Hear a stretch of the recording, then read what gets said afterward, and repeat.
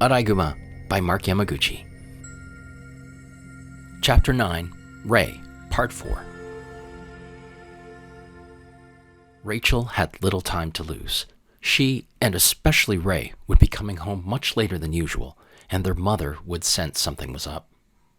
Rachel's narrow escape had put a nervous jolt of energy into her tired legs, but the voice that sounded the alarm was tormenting her to run faster. She didn't recognize this voice and thought it belonged to a mentally disturbed or more vicious raccoon that one should avoid at all costs. Rachel was upset she had left Ray to fend for himself. She was like the bear who selfishly stirs up a bee's nest without first warning other bears nearby. Surely Ray got out of there. He must be close behind her. When she stopped to catch her breath and looked back down the street, she saw two raccoons approaching from the distance. From the safety of a bush, she extended her snout in their direction and tried to pick up Ray's scent and or their father's. She didn't recognize the raccoons' movements as they ran in and out of the banks of driveways.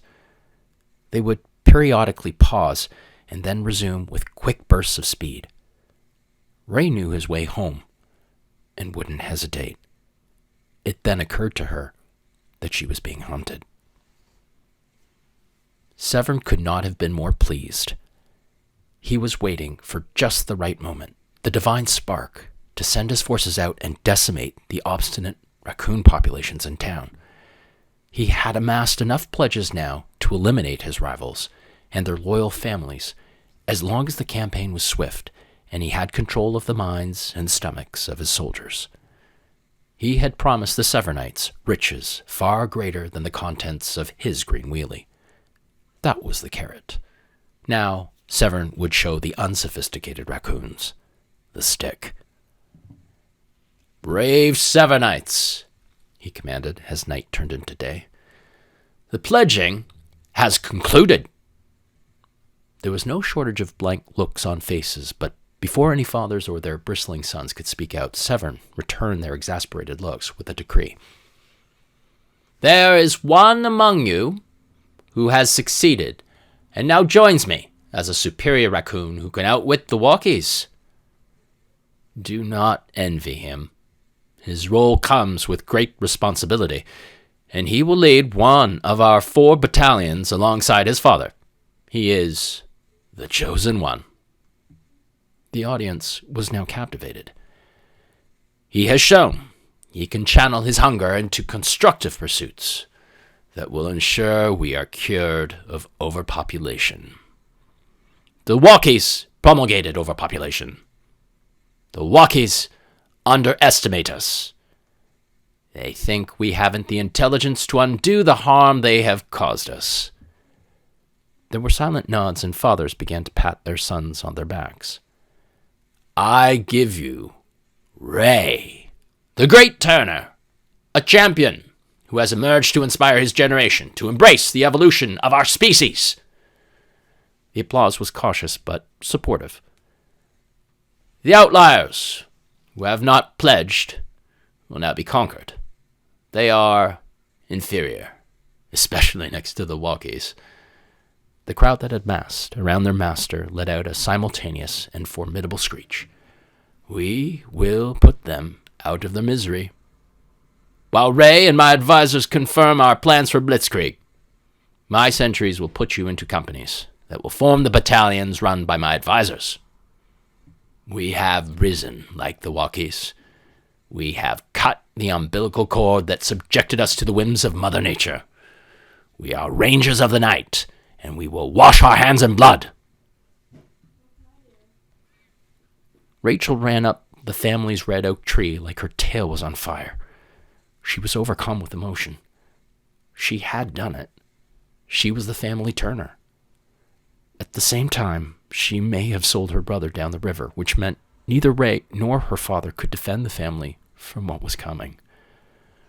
Rose was awakened by her daughter's sobbing and was jarred into thinking it was time to feed her boys Rory and Ralph. Rose was confused. Rachel had the smell of spoils on her, but she looked miserable, hunched over with her back to her mother. Either Rachel's scent or her weeping would attract some unwanted attention if this kept up. What in the world? Should everyone wake up and feed before the dog barks? Asked Rose, oblivious to what had really taken place.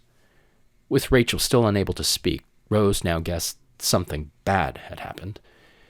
Rose had strongly protested against the dangers of Rachel and Ray going it alone, but she had also become impressed with their bravery and degree of care that she acquiesced and let them attempt to open a green wheelie. Rachel broke her silence at last. Mother, I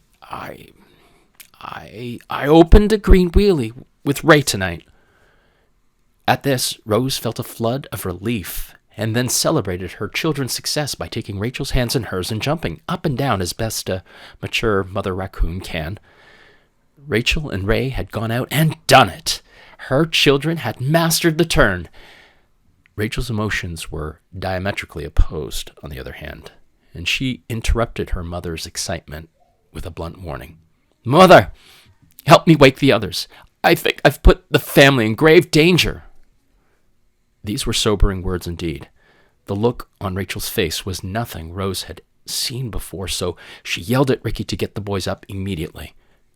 Ralph was the last to leave the den, and just in time, for Seth had arrived with his 2 expert trackers and 3 other sentries. This tactical unit had completely cut off the family from escape, so Ricky had to rush the young'uns back up the tree, while Rose and Rachel remained on the lowest boughs to defend. You stink of duplicity, you coward! Hiding among the others? Seth adjusted the cadence in his voice. Give up the perpetrator, and no harm will come to the rest of you. Which was a blatant lie, because Seth never left a job undone. Rose roared back, Over my dead body!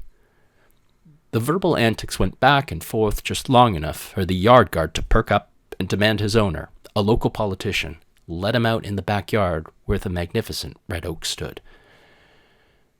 Seth had admirable fighting qualities and a swagger that kept his rivals at bay. In truth, he was a call survivor, deported to the countryside, but made it back to the city. Seth had incredible determination, especially when locked on a kill. He instructed his sentries to ascend the tree and bring back the head of the conspirator to Severn. Unfortunately for Seth, his tunnel vision caused him to be blindsided by Chester, the English Mastiff. The yard guard deftly lunged at Seth's neck, bit into his jugular, and ended his life with a sharp snap over its expansive shoulders. The sentries turned around and descended on the yard guard, with the first 2 getting mauled to death.